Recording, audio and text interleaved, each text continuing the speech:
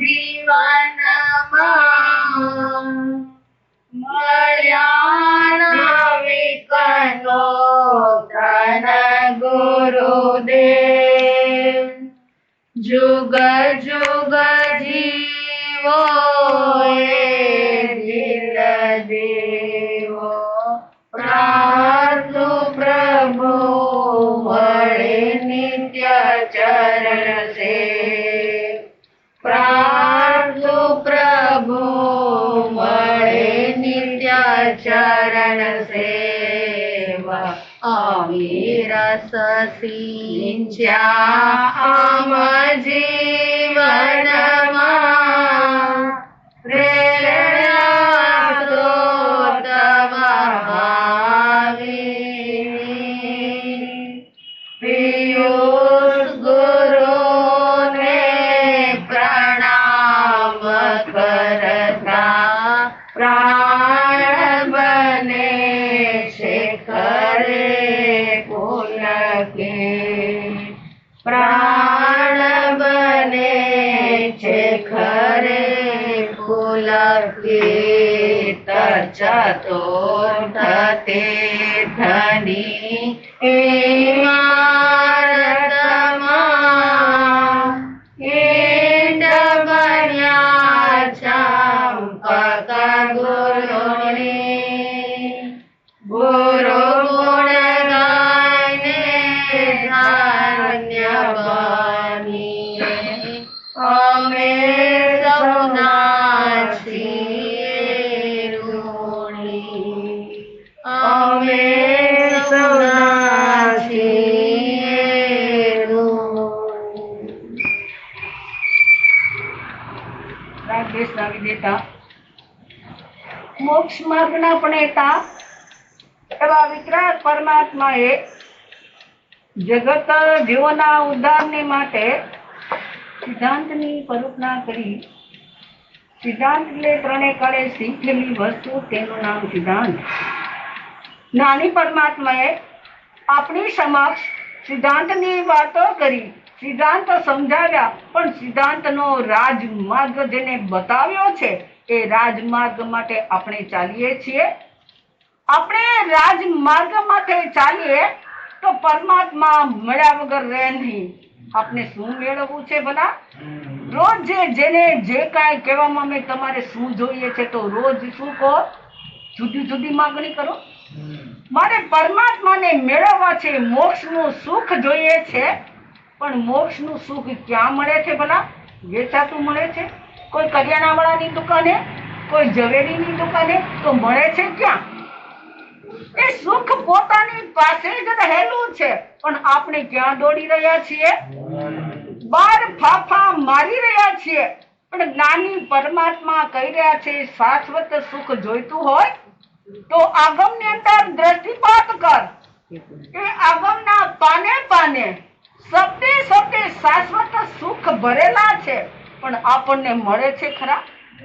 આપણે કહીએ મેં આગમના પાના તમે જો એટલા ફેરવી દઈએ, પણ જો એમાં સોનું કે શાશ્વત સુખ મળતું હોય તો, પણ મળે તો પર આશા શેની છે? મેળવવાની છે. શું શાશ્વત મેળવવું છે કે નાશવંત? નાશવંતની પાછળ માણસ પાગલ બન્યો છે. આ સંસારના નાશવંત સુખની પાછળ એ શાશ્વત સુખ માનીને ગાડરિયાની માફક દોડી રહ્યો છે. સુખ જોઈએ છે પણ ક્યાં છે? પોતાના આત્માની અંદર જ રહેલું છે. પેલો મૃગલો કસ્તુરિયાની સુગંધ લેવા માટે ક્યાં દોડે છે પેલા? આખા જંગલના જંગલ ફરી વળે છે, પણ ક્યાં છે કસ્તુરી? પોતાની જ નાભીની અંદર કસ્તુરી રહેલી છે, પણ એ સુગંધ લેવા ક્યાં જાય છે? બહાર દોડી રહ્યો છે, ભમી રહ્યો છે. એમ આપણે પણ શું કરી રહ્યા છીએ? આ 84 ના ચક્કરની અંદર હજી આપણને થાક લાગ્યો નથી. આ 84 નું ચક્કર ગમ્યા જ કરીએ છીએ. હવે થાક લાગ્યો છે? હવે જાગવાનો સમય આવી ગયો છે, પણ આપને હજી નીંદ. તમે એમ કહો જાગીએ તો છી માસ હતી, જાગ્યા થી એટલે ઉપાસરી આવ્યા છીએ. કા એમ કહીએ ને કે જાગ્યા ન હોત તો હજી મેં પથારીમાં પડ્યા હોત. પણ જાગ્યા છીએ એટલે તો ઉપાશ્રય આવીને સામક લઈને બેઠા છીએ, પણ પરમાત્માની દ્રષ્ટિએ તમે અને અમે બધા હજી ઊંઘી જ રહ્યા છીએ, ઘોર નિંદ્રાની અંદર પોઢી રહ્યા છીએ. પરમાત્મા આપને દંડોળી રહ્યા છે, જાગો જાગો જાગો, પણ હજી આપની નીંદ ઉઠતી. આ જાગરણની વેળા આવી ગઈ છે. આપણી સમક્ષ એક પછી એક દિવસો આવી રહ્યા છે.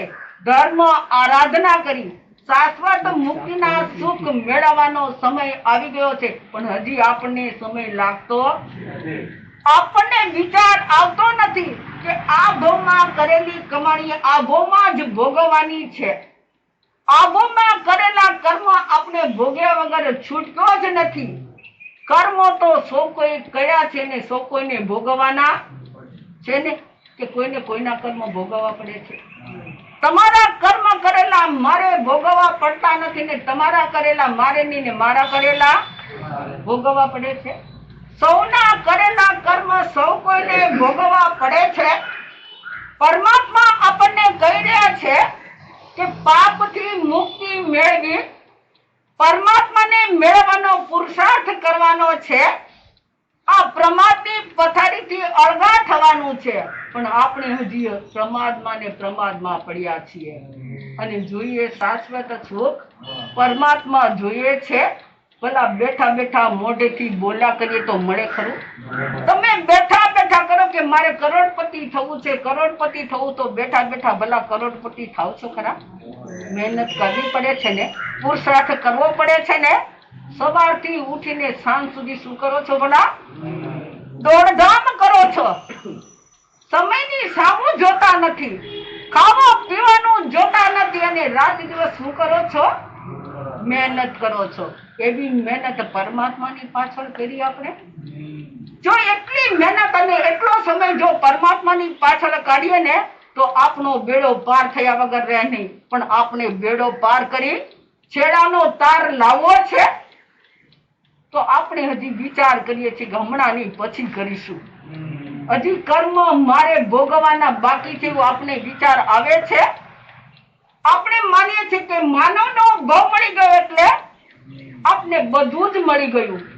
પણ ભલા માનવનો ભવ મળ્યો એની અંદર આપણા જીવનની અંદર કેટલી માનવતા રહેલી છે, કેટલી અનુકંપા છે.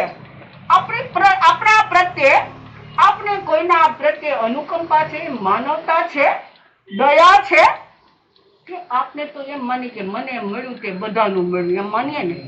મને મળ્યું છે તો બધાનું મળ્યું છે. ભલા તારો પાડોશી, તારો સાધર્મિક ભૂખ્યો ટળવળતો અને તું મેવા મીઠાઈ ઉડાડતો હોય તો એ તારી મેવા મીઠાઈ શા કામની? આ દયા માનવતાની આપણા જીવનની અંદર નથી તો એ શા કામના માનવ જન્મ મળ્યો? પણ નાની પરમાત્મા કહી રહ્યા છે પુણ્યના ઉદયે આ બધું જ તને મળ્યું છે.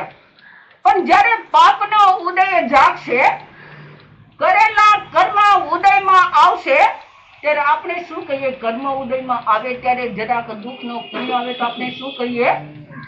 આ ક્યાંથી કર્મ આવ્યા? આ ક્યાંથી આવ્યા છે? આ કોને વાવ્યા છે? ભલા કોને વાવેલા છે? આ કોઈના વાવેલા કર્મ છે? આ ભવમાંથી ભાલા ક્યારે નીકળે? આપણા પાપનો ઉદય હોય ત્યારે જ આ ભવમાંથી ભાલા કર્મના નીકળે છે. કર્મ આભવે ને આભવે પણ એનો નિયાલ આવે છે, અને પ્રભુના કરેલા કર્મ પણ આપણા ઉદયમાં આવે છે.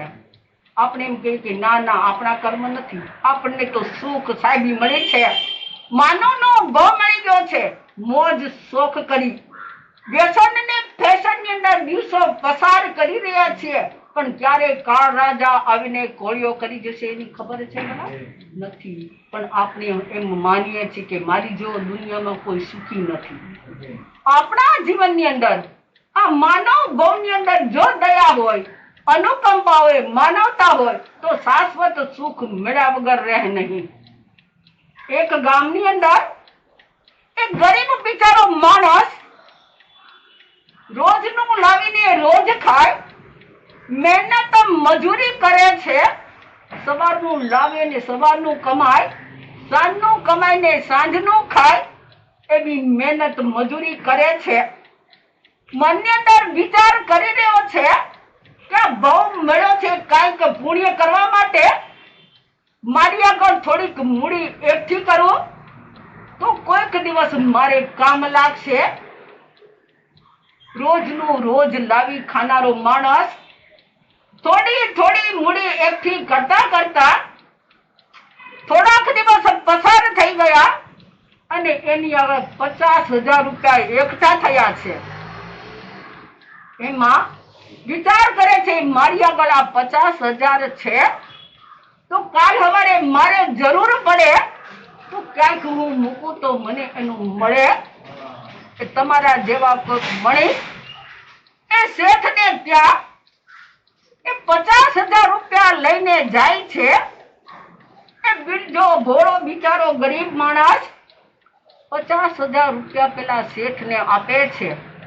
જો શેઠને કોઈ કમીના નથી, એને લાખો રૂપિયા ને કરોડ રૂપિયા અબજો રૂપિયાનો માલિક છે, પણ પેલો ગરીબ માણસ કેટલા રૂપિયા દેવા આવ્યો છે? ફક્ત 50,000 રૂપિયા દે છે અને શેઠને વિશ્વાસે 50,000 આપે છે. શેઠને કહી રહ્યા છે, શેઠ સાહેબ આ મારી મૂડી આપ સાચવો, મારે જ્યારે જરૂર પડશે ત્યારે હું તમારી પાસેથી લઈ જઈશ. શેઠ મનની અંદર વિચાર કરે છે, જુઓ તો ખરા અબજોપતિ છે, અરે એના 50,000 બેંકમાં મૂકવું તોય શું ને ન મૂકવું તોય શું? બોલા તમને 50,000 ની કિંમત ખરી કાંઈ? ખરી પ્રતિકભાઈ? જેને લાખો ને કરોડો રૂપિયા જે છે એને 50,000 ની કિંમત નથી. પેલા બિચારા માણસને કઈ ખબર નથી એટલે સહી પણ નથી કરાવતો, કોઈ સાક્ષી પણ રાખતો નથી. એના વિશ્વાસે 50,000 દઈને ચાલ્યો જાય છે.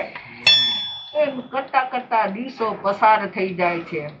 પેલો શેઠ મનની અંદર વિચાર કરે છે 50,000 લેવા થોડો આવવાનો છે, પણ એને ખબર નથી આને 50,000 એ 50 લાખ જેવા છે. મહેનત મજૂરી કરી છે, પગથી માથાથી પગ સુધી પસીનો પાડ્યો છે, તનતોડ મહેનત કરી છે અને આ એનો પૈસો રહેલો છે. તમારી જેમ એક ફોન લગાવવાને 50,000 લાગી જાય, એને એક ફોન લગાવવાની તેવડ ન હતી, એની આગળ ફોન પણ નહીં, તો જ આવી રીતે પાઈ ભેગી કરીને 50,000 એને ભેગા કર્યા હતા.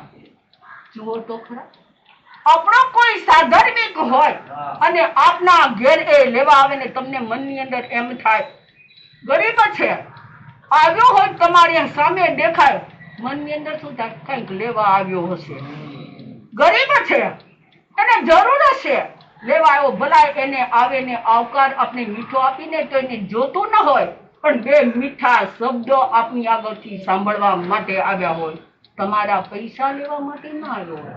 ગરીબ છે, આશ્વાસન લેવા મીઠા બે શબ્દ લઈ અને એ જવાના છે.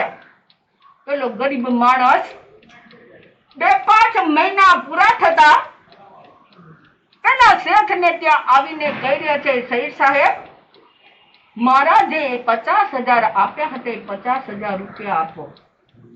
અરે પેલો શેઠ કહી રહ્યો છે 50,000 શું અને વાત શું?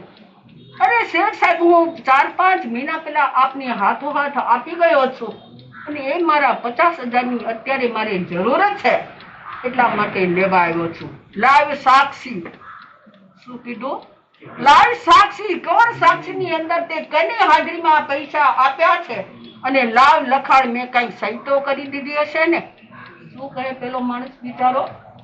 અભણ છે, ભણેલો નથી, ગણેલો નથી, કઈ ખબર નથી. આ આપણા ગામના શેઠ છે એના વિશ્વાસ છે એ 50,000 રૂપિયા દઈ ગયો છે, પણ શેઠ તો ના મકર જાય છે. જો એ માનવતા મરી પડવાની છે, માનવ ભાવ મળ્યો છે, પણ શા માટે મળ્યો છે? ગરીબને ગળે બેસી ચૂસવા માટે કે ગરીબની દુઆ લેવા માટે, ગરીબને સાતા પમાડવા માટે? શા માટે આપણને આ માનવનો ભાવ મળ્યો છે? પેલો માણસ કરગરે છે છતાં શેઠ પાઈ પણ આપતા નથી. પેલો નિરાશ થઈ. હવે એને કેટલી હાય લાગે ભલા?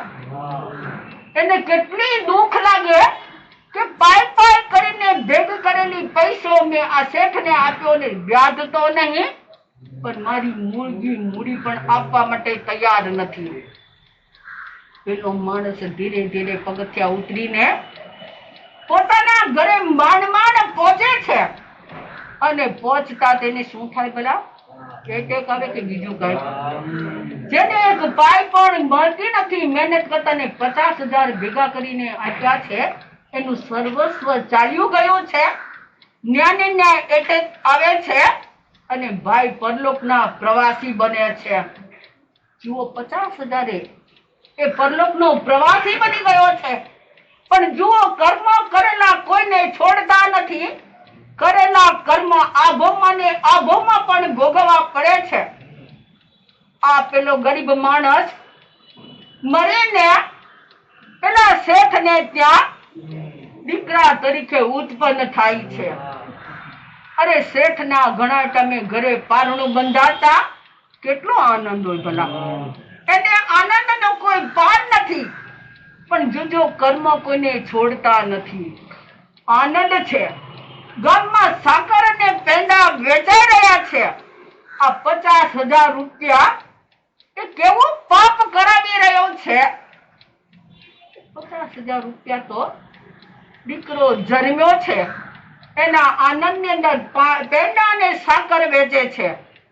અને સારા ઘરનું કુટુંબ કહેવાતા સારા ઘરની કન્યા સાથે પેલો દીકરો દિવસે દિવસે મોટો થતો જાય છે અને સારા ઘરની કન્યા સાથે દીકરાને પરણાવે છે. હવે એના 50,000 રૂપિયા રે ખરા એટલા? એ 50,000 માં એનું પૂરું થાય ખરું? ધામધૂમથી દીકરાના લગ્ન કરે છે. અત્યારની જમાનાની જેમ પેલામાં તો લાખ રૂપિયામાં દીકરાના લગ્ન થઈ જતા હતા. અત્યારે તમારે કરોડ રૂપિયા પૂરું ન થાય. પેલાના એ જમાનાની અંદર ગરીબ માણસ જો લાખ રૂપિયા પૂરું કરવો તો લાખ રૂપિયા પણ પૂરું કરી દે. આ દીકરાના લગ્ન કરીને પુત્ર વધુને ઘરે લઈ આવે છે. પણ જુઓ તો ખરા, પાપનો ઉદય છે. કર્મ કોઈને છોડતા નથી. આ દીકરાની વહુ ઘરે આવે છે. પહેલી જ રાત્રે પુત્રને સાપ દંશ દે છે અને દીકરો પરલોકનો પ્રવાસી બની જાય છે. આ 50,000 વ્યાજ લેવા માટે લાખ રૂપિયાનો ખર્ચો કર્યો અને એના વ્યાજની અંદર પુત્ર વધુને સામે મૂકતો ગયો કે જોવે અને જળવાનો થાય. પેલાના જમાનાની અંદર દીકરાની વહુ નાની હોય એટલે શું થાય ભલા? અત્યારે તો આય પૂરું ને આઈને બીજું તૈયાર જ હોય. પેલાના જમાનાની અંદર બાળપણના વિધવાપણું પણ માણસ ભોગવતા હતા. એને જાવ જીવ સુધી એને પાલન પોષણ કરતા હતા. આ પિતાને હવે શું થયું ભલા? શેઠ અને શેઠાણીને શું થયું? આ 50,000 રૂપિયા લીધા હતા, એના વ્યાજની અંદર દીકરો આવ્યો. દીકરાના લગ્ન પણ ધામધૂમથી આનંદથી કર્યા અને એના વ્યાજની અંદર બળવા માટે શું મૂકીને ગયા? પુત્ર વધુને જોઈ અને જગવાનું છે. તો આપણે કહેવાનો આશય એ જ રહેલો છે કે 50,000 લેવા ગયા એ પુણ્ય માનતો હતો કે મારી જેવો હોશિયાર કોણ? પેલાને 50,000 ન આપ્યા ને, જુઓ તો ખરા, પાપ કરીને ઉપર ફોરસ લગાવે છે કે મારી જેવો હોશિયાર કોઈ નથી. પણ ભલા તારી જેવો હોશિયાર એ પાપ કર્મ બંધાવે છે. એ કર્મ ઉદયમાં આવે ત્યારે પોસ આંસુએ રૂડે તો પણ પૂરું, ત્યારે આંસુ લૂછવા વાળું પણ કોઈ ન હોય. તો જ્ઞાની પરમાત્મા આપણને એ જ કહી રહ્યા છે કે આપણને આ મનુષ્યનો ભવ મળ્યો છે. એ મનુષ્ય ભવને સાર્થક કરવા માટે જીવનની અંદર માનવતાના કાર્ય કરી, અનુકંપા લાવી, દુઃખીના આંસુ લૂછી એની દુઆ લઈને આત્મનું કલ્યાણ કરે, એ શાશ્વત એવા મુક્તિના સુખને મેળવી શકે છે. બાકી દોડધામ કરી પાપથી એકઠો કરેલી સંપત્તિ એ કઈ પરમાત્મા નહીં મરાવે, એ પરમાત્મા સુધી નહીં પહોંચાડે. પણ જો પરમાત્મા સુધી પહોંચવું હોય તો જ્ઞાની ભગવંતે બતાવેલા આ રાહ પર ચાલી, એ શાસ્ત્રનું શ્રવણ કરી, એની અંદર દ્રષ્ટિપાત કરી, એમાંથી દુર્ગુણ દૂર કરી સદગુણ આપણા જીવનની અંદર લાવીએ તો શાશ્વત એવા મુક્તિના સુખને મેળવીશું. તો આપણને આ માનવનો ભોગ મળ્યો છે, એ માનવ ભોગને સાર્થક કરવા જીવનની અંદર એકવાર માનવમાંથી મામાનો, મામામાંથી પરમાત્મા